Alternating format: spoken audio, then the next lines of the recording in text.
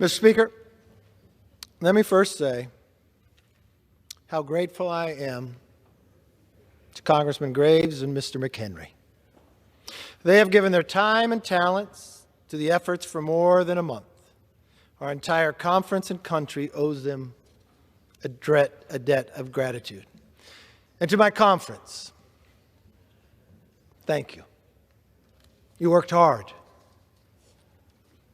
When I went to see the President on February 1st, sat in the Oval Office right in the chair across, I said, Mr. President, the debt limit's coming. At that time, Janet Yellen said it'd be into maybe August, July. I said we should work together. I said there's only two things, Mr. President. Never raise taxes, and we have to spend less than we spent this year. He said we would meet, but for 97 days, we would never meet. It wasn't until this House took action to pass. I sit back and I think for one moment, what if that bill didn't pass because nothing passed in the Senate?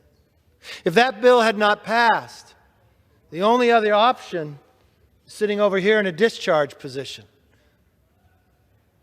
Just needs a few more signatures, and it would be just raise the debt. Just raise the debt. But tonight is going to be different. Tonight we're going to do something we haven't done before. Tonight we're going to give America hope. Tonight we are going to vote for the largest savings in American history, over $2.1 trillion. That's what we'll vote on. Mr. Speaker, every great nation that has overextended itself has collapsed. Mindful of this truth, George Washington said in his farewell address that a healthy public credit is a source of strength and security for a nation. By that same token, an unhealthy debt burden is a source of weakness and insecurity. President Washington's words ring true today. We're seeing the negative effects of runaway spending in real time. Record inflation, rising interest rates, broken supply chains, and economic uncertainty. Runaway spending is also making America more dependent on foreign debt holders. The total debt we owe to other countries is $7.4 trillion. Countries like China are buying more of our farmland, more of our businesses, and more of our debt. This is unsustainable, but what's even worse, it is dangerous. But runaway spending is more than an economic and national security problem. My belief, Mr. Speaker, it is a moral problem.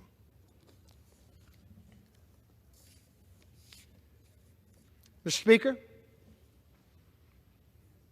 this is Haley. Haley was born at 9:58 a.m. on April 11th of this year. She weighed 6 pounds and 7 ounces. Her blue eyes, she got that from her dad. That button nose, she got that from her mom. And the $95,000 bill, she got that from Washington. Not a very good gift for a newborn. That's Haley's portion of the national debt. And sadly, Haley is not alone. Every child who is born today owes $95,000 in debt. Mr. Speaker, that's $10,000 more in debt for every child since this president took office. It reminds me of what Ronald Reagan once said. When a business or an individual spends more than it makes, it goes bankrupt. When government does it, it sends you the bill. Mr. Speaker, to continue Washington's spending addiction is both irresponsible and just wrong. So let's stop it. I'll be honest, tonight's bill doesn't stop it. But for the first time, we begin to turn the ship.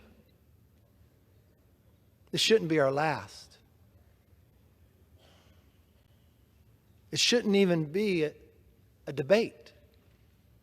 We should challenge each other for how could we put ourselves on a fiscal path even better. For months, President Biden and Senator Schumer were adamant that they would not negotiate spending cuts. Mr. Speaker, I remember watching Senator Schumer on George Stephanopoulos one Sunday. He said, just watch. We're going to break them. The Republicans can't get together. They can't pass a bill. And it's going to be a clean debt ceiling. You just watch. The only person that didn't pass the bill was the person who made that quote.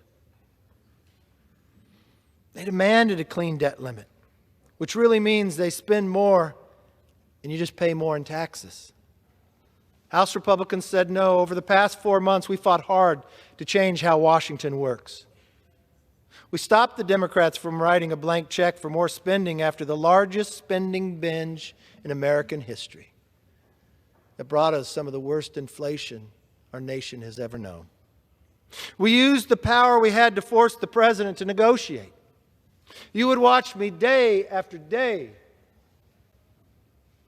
requesting to negotiate with the president. We produced a bill that in divided government takes a step towards smaller government, less regulation, more economic growth, and more take-home pay. And unlike previous speakers, you don't have to pass the bill to find out what's in it. You had 72 hours to read it, and it's only 99 pages. 15 of those pages were just rescissions. Just money that we had spent that sat there. Here's the bottom line, Mr. Speaker. The Fiscal Responsibility Act is the biggest spending cut in American history. I, for one, Mr. Speaker, don't want to be on the wrong side of history. Yeah, I could say, I'm going to vote no because there's something not in the bill. If I took that philosophy, I would never vote yes. I simply read the bills in front of me and decide, is this good for the country? I would say that answer is easily yes. Taxpayers will save an additional $2.1 trillion, and for the first time in more than a decade, Congress will spend less next year than this year. In fact, Fiscal Responsibility Act is the only bill that reduces overall spending, reduces non-defense spending, and reduces the deficit unlike any other debt limit increase in recent history.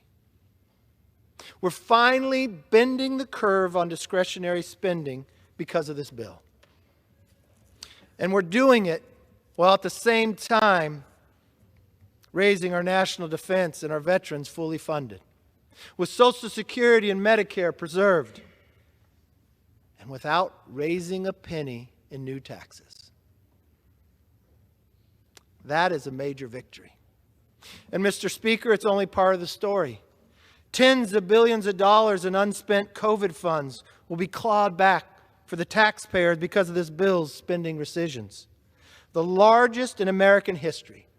If you add up all the rescissions in American history and you add them together, this is larger than that.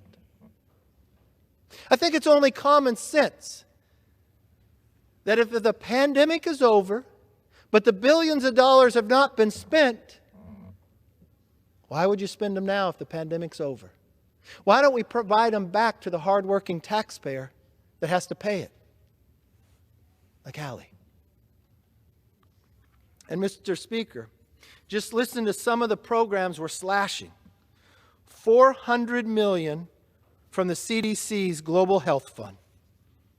Don't get worried, because that's not going to help you. That's your hardworking taxpayer money being spent to countries like China.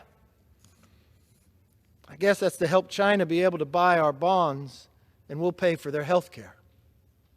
I'd rather focus on America. Or what about work-capable adults without dependents?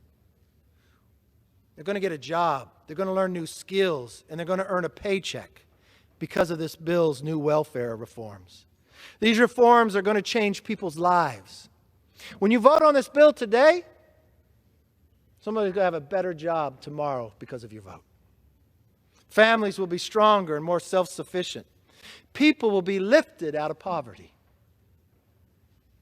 Don't believe anyone who says our plan hurts America's social safety net. We are such a generous nation. And when people fall on tough times, we help them. That will not change. But this is an important assistance programs are supposed to be temporary, not permanent. A hand up, not a handout. A bridge to independence, not a barrier.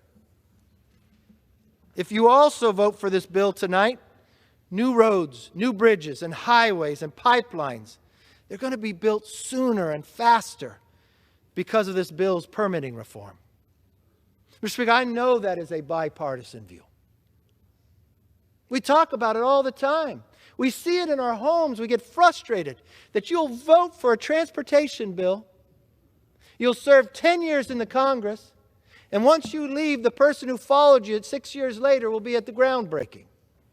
Because we spent all that time studying. I think America wants to compete. They want to cut the red tape. They just want a fair process. This is going to save families money and make America less dependent on China. Changing America for the better for decades to come. Finally, taxpayers will be more protected from harassment and costly new burdens. We rejected every single one of President Biden's demands for new tax hikes and new government mandates. And believe me, from the person sitting in the room with the president, he asked every single time. Instead, this bill eliminates the funding that would have been spent this year to hire Biden's army of new IRS agents. Overall, we've cut more than $20 billion from Biden's IRS slush fund. To date, they haven't been able to hire a single one of Biden's 87,000 new IRS agents. And I'll come back year after year to keep it that way. Because the government should work for you, not go after you. Mr. Speaker, passing the Fiscal Responsibility Act is a crucial first step for putting America back on track.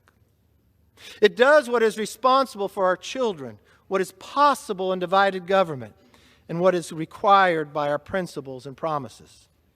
Yes, it may not include everything we need to do, but it is absolutely what we need to do right now.